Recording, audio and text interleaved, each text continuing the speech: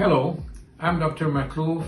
Today we're going to be talking about buttock augmentation. We're going to touch both on buttock augmentation with fat and buttock augmentation with silicone implant. We're going to go over advantages, disadvantages, how the procedure is done, and so on and so forth. Buttock augmentation procedure is essentially a means of increasing the volume of the buttock area. The purpose of which is to improve the contour, and so that can be done in two ways, either with patient's fat or with a soft solid implant made out of silicone. After proper examination of the patient, after listening to their wishes and desires, a discussion about the option is done. And based on that discussion and their physical anatomy, a decision is made whether to proceed with an implant or with fat grafting. I personally go through the process of estimating the volume of fat that will be needed in order to achieve the proper result. Once we know the volume, we have to go through a mathematical evaluation of how much fat is available from where, and estimate that only 60% is going to survive, and then decide if fat grafting is a reasonable option. If it's not, then we will have to resort to an implant. And at the time, we will still suction certain areas like the hips, like the waist, or like the abdomen, and use it in conjunction with an implant in order to improve the contour, improve the shape, or place fat where the implant will not be able to correct the deficiency. Talking about complication with silicone implant. Obviously, it's an issue of positioning if they are not positioned correctly. Sometimes, if the pocket is made too large, they can flip.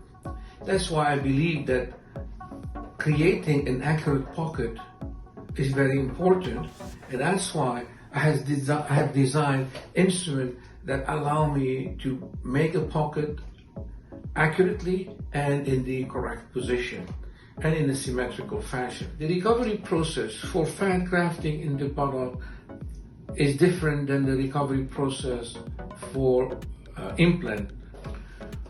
When it comes to placement in implant, our main concern is not displacing the implant in the wrong position. So what is going to keep the implant in place? It is the scar tissue that the body normally forms around any material introduced in the body that is ultimately going to keep the implant in its location. That envelope is made out of scar tissue and collagen. And we know that collagen starts to get deposited in any wound at 5 days.